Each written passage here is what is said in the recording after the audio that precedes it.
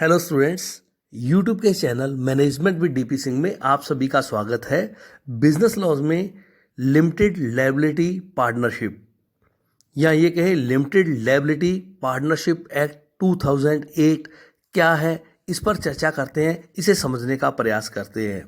नाम से स्पष्ट है, सीमित देयता साझेदारी या ये कहें सीमित देयता साझेदारी अधिनियम 2008। सीमित देयता साझेदारी अधिनियम 2008 के under section 2 sub section N में यह वर्णित किया गया है कि सीमित देयता साझेदारी से आशय ऐसे साझेदारी संस्थाओं से है जो इस अधिनियम के अंतर्गत निर्मित व पंजीकृत हैं। आइए और इसे विस्तृत रूप से देखते हैं। अंडर सेक्शन 3 के अनुसार कि इस अधिनियम में यह बताया गया है कि सीमित देयता साझेदारी एक निगम निकाय है या बॉडी कॉरपोरेट है जिसका निर्माण व समामेलन, जिसका अपने कहते हैं निर्माण व समामेलन या रजिस्ट्रेशन इस अधिनियम के अधीन हुआ है और यह अपने साझेदारों से पृथक अस्तित्व वैधानिक संस्था है रखने वाली, और इस सीमित दायित्व साझेदारी को अविच्छिन्न उत्तराधिकार प्राप्त है, अर्थात जिस अधिकार को इसके उत्तराधिकार को छिन्न भिन्न नहीं किया जा सकता। सीमित दायित्व साझेदारी के साझेदारों में होने वाली किसी भी प्रकार का परिवर्तन का सीमित देयता साझेदारी के अस्तित्व, अधिकार और दायित्वों पर कोई प्रभाव नहीं होगा। अंडर सेक्शन 3 में इसको आइए स्टूडेंट्स, सीमित देयता साझेदारी के क्या कैरेक्टरिस्टिक्स हैं, इसके माध्यम से इसे और विस्तृत रूप से समझने का प्रयास करते हैं। जो हमने अभी तक देखा उसमें हमने कहा कि सीमित देयता साझेदारी एक समामेलित संस्था है जिसका निर्माण और समामेलन, हम कहते हैं रजिस्ट्रेशन, जो साझेदारी अधिनियम है, सीमित देयता साझेदारी अधिनियम 2008 के अधीन होता है, और समामेलन के बिना कोई भी संस्था सीमित दायित्व साझेदारी में अपना अस्तित्व प्राप्त नहीं कर सकती। इसके साथ साथ हमने ये देखा कि ये निगम निकाय है अर्थात बॉडी कॉरपोरेट है। इसके साथ साथ हमने इसमें न्यूनतम और अधिकतम साझेदारों की संख्या का भी अधिनियम में वर्णन किया गया है। इसमें कम से कम 2 साझेदार और अधिकतम की कोई सीमा पर प्रतिबंध नहीं है। इसका पृथक वैधानिक अस्तित्व होता है। इसी प्रकार पृथक वैधानिक अस्तित्व या हम ये कह दें कि सेपरेट लीगल एंटिटी, इसका एक पृथक वैधानिक अस्तित्व होता है, अर्थात साझेदारों से इसका जो अस्तित्व है वो अलग होता है। साझेदारों का किसी भी प्रकार का अलग होने पर या उनमें किसी प्रकार का परिवर्तन होने पर इस पर कोई प्रभाव नहीं पड़ता।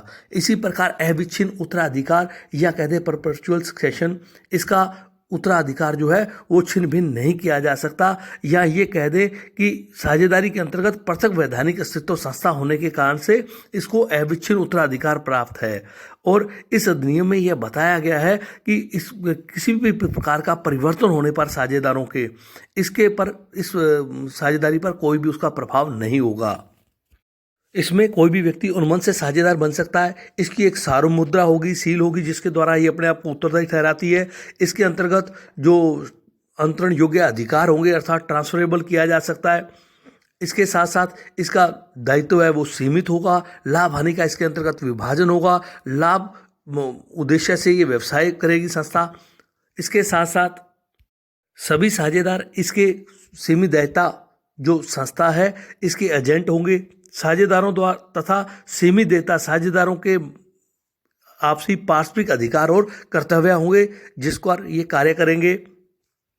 इसी प्रकार अंशदान यहाँ पर कहते हैं पूंजी है। सीमित देयता साझेदारी में प्रत्येक साझेदार को उसकी सीमित देयता साझेदारी जो ठहराव या अनुबंध किया है उसके अनुसार उसे अपनी पूंजी देनी होगी। सीमित देयता साझेदारी में जो प्रबंध होगा उसमें यह बताया गया कि व्यवसाय का प्रबंध सभी साझेदारों द्वारा किया जा सकता है अथवा किसी अनुबंध के अभाव में प्रत्येक साझेदार साझेदारी के प्रबंध में भागीदार हो सकता है। इसी प्रकार इसका लेखांकन में एक अंकेक्षण जो है ये सीमित दायित्व के अंतर्गत एक निश्चित प्रक्रिया के अनुसार लिखा पुस्तकों को रखा जाएगा और जो इस अधिनियम में जिसके लिए वर्णित किया गया है। और इसमें वार्षिक विवरणी प्रत्येक सीमित देयता साझेदारी विधिवत रूप से प्रमाणित वार्षिक विवरणी एनुअल रिपोर्ट जो है उसके वित्तीय वर्ष की समाप्ति के 60 दिन के भीतर रजिस्ट्रार के यहाँ फाइल करेगी, जो निर्धारित प्रारूप और निर्धारित विधि से और जो निर्धारित शुल्क है उसके साथ उसको 60 दिन के भीतर रजिस्ट्रार के यहाँ जमा करवाया जाएगा। आइए स्टूडेंट, इसको और ज़्यादा विस्तृत रूप से समझने के लिए हम देखते हैं कि distinction between partnership firm and limited liability partnership, इसमें क्या फ़र्क है। सीमित देयता साझेदारी और एक सामान्य साझेदारी फर्म में क्या अंतर है।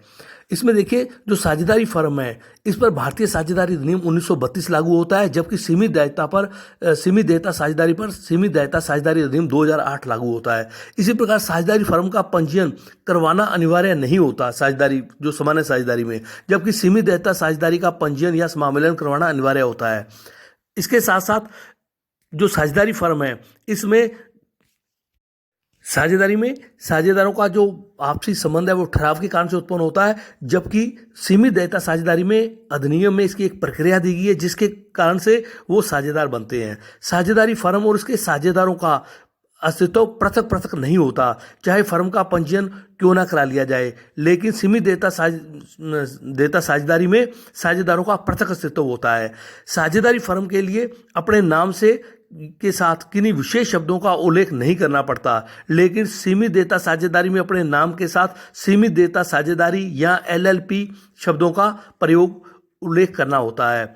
इसे जो साझेदारी फर्म है इसे अविच्छिन्न उत्तराधिकार का सुख प्राप्त नहीं होता, या किसी भी साझेदार की मृत्यु या दिवालियापन या पागल होने पर फर्म का उसके अस्तित्व पर प्रभाव पड़ता है, जबकि सीमित देयता साझेदारी में अविच्छिन्न उत्तराधिकार का लाभ प्राप्त है। इसमें साझेदारों में किसी भी प्रकार का परिवर्तन होने पर फर्म पर कोई प्रभाव नहीं होता।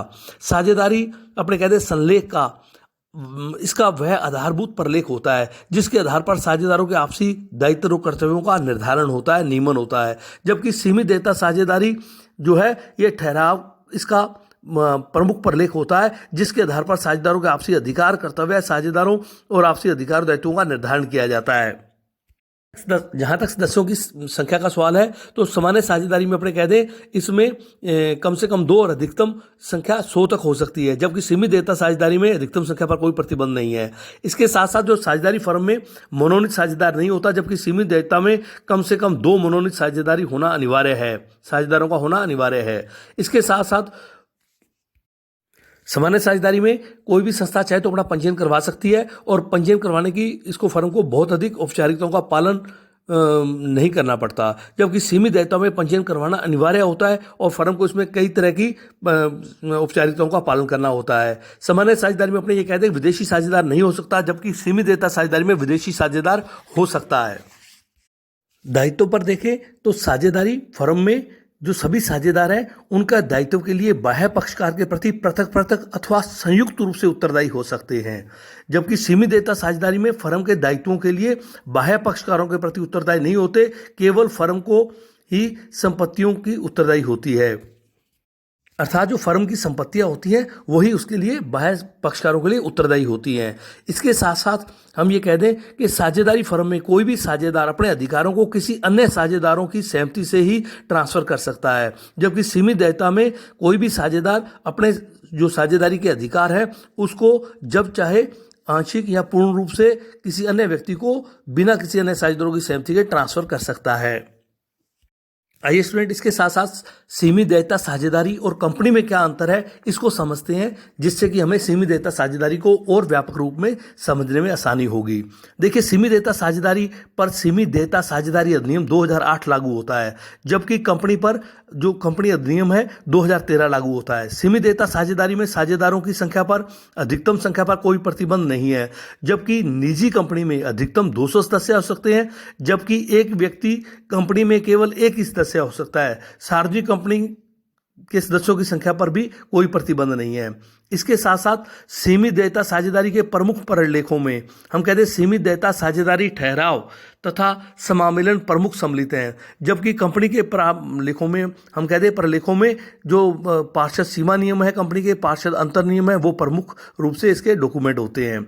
इसके साथ साथ सीमित देयता साझेदारी में चाहे तो सार्वमुद्रा रख सकते हैं, लेकिन कंपनी में सार्वमुद्रा होना अनिवार्य होता है। सीमित देयता साझेदारी के साझेदार उसके एजेंट होते हैं, जबकि कंपनी के सदस्य उसके एजेंट नहीं होते। इसके साथ साथ सीमित देयता साझेदारी में साझेदारों का प्रवेश सीमित देयता साझेदारी के ठहराव के प्रावधानों के अनुसार होता है, जबकि कंपनी के अंतर नियमों के अनुरूप कोई भी व्यक्ति कंपनी का सदस्य एक व्यक्ति एक कंपनी को छोड़कर बन सकता है।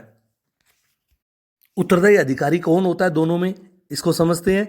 प्रत्येक साझेदारी फर्म में अपने कह दें सीमित दायित्व साझेदारी फर्म में जो मनोनीत साझेदार होते हैं वो इसके उत्तराधिकारी या कह दें उत्तरदायी अधिकारी होते हैं जो सभी कानूनों के प्रावधान के पालन के लिए उत्तरदायी होते हैं। जबकि कंपनी में कंपनी का प्रबंध संचालक, पूर्णकालिक संचालक, मुख्य कार्यकारी अधिकारी आदि कंपनी के उत्तरदायी अधिकारी माने जाते हैं।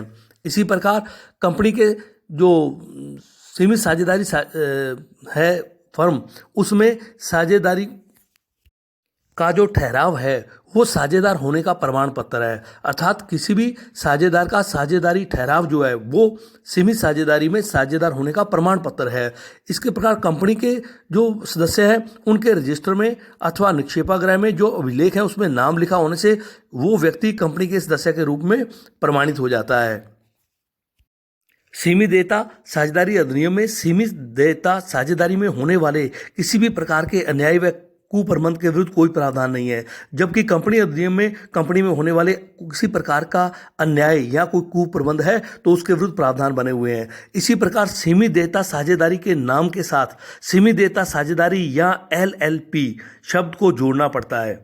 इसी प्रकार निजी कंपनी की दिशा में नाम के साथ प्राइवेट लिमिटेड शब्द तथा सार्वजनिक कंपनी के नाम के साथ लिमिटेड शब्द जोड़ते हैं। तो इस प्रकार स्टूडेंट्स लिमिटेड लायबिलिटी पार्टनरशिप को हमने सामान्य साझेदारी में किसमें क्या अंतर है, इसकी विशेषताएं क्या है तथा कंपनी और सीमित देयता साझेदारी में क्या अंतर है, इसके माध्यम से समझने का प्रयास किया। धन्यवाद।